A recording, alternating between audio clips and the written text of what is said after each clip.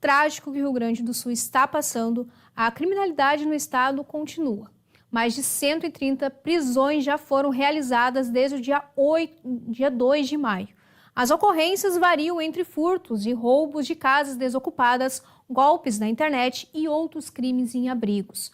Mas o Seis de Casa sabia que, por causa da crise que o Rio Grande do Sul está registrando, as penas para os crimes cometidos nesse período podem ser maiores.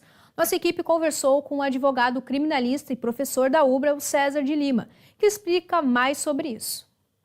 É possível ter uma pena mais grave para os autores dos crimes que estão cometendo neste momento de vulnerabilidade. No momento em que nós temos uma prática de um crime de furto, esse crime de furto, no momento em que o juiz analisa a pena que vai ser aplicada para aquele autor, ele verifica o grau de culpabilidade, ou de uma forma leiga, o grau de culpa daquela ação. O que significa isso? Significa que ele vai mensurar a pena que será aplicada conforme a situação da ação criminosa. Há uma diferença se eu fazer um furto de celular de uma pessoa com uma determinada condição econômica e de uma pessoa que só tinha aquele aparelho para utilizar.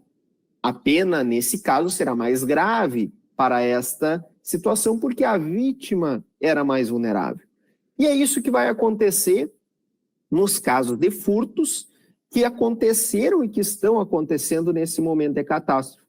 Porque o juiz vai mensurar que, diante da total ausência de vigia da vítima e também da dificuldade do Estado em controlar a segurança nas regiões alagadas, a punição deve ser maior do que aquele sujeito que pratica um furto numa condição de normalidade da sociedade. Então, nesse contexto, as penas para quem pratica esses crimes serão maiores se comparado com os furtos que eram cometidos em situação não de catástrofe como estamos passando. Mesmo nós estando numa situação de extrema dificuldade dos entes do Estado, a investigação, a polícia e o judiciário, eles devem seguir as regras legais, sob pena de não serem seguidas, aquele processo seja anulado quando for julgado.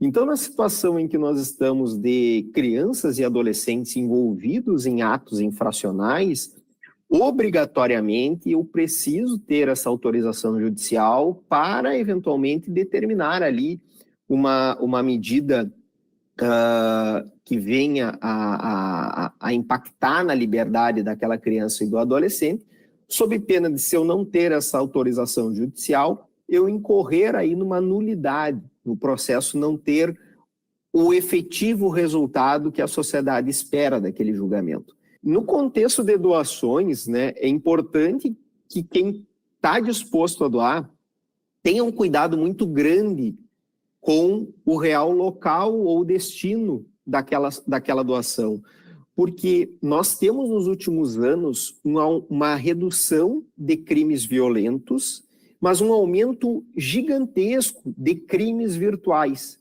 E o crime mais comum é o crime de estelionato.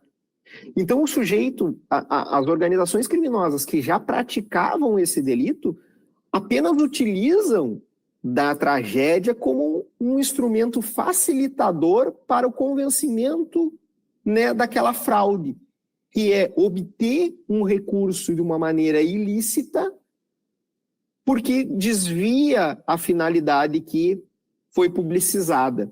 Então, desta forma, aquele sujeito que realiza uma campanha de arrecadação de donativos, de arrecadação de valores, e que tem um desvio daquela finalidade, que não vai, de fato, ser prestado, esse sujeito está praticando o crime de estelionato, cuja pena também será maior do que comparado com o estelionato cometido antes da catástrofe. Justamente porque ele está se aproveitando da situação de vulnerabilidade social e de incentivo a doações e auxílio a terceiros, e ele, a partir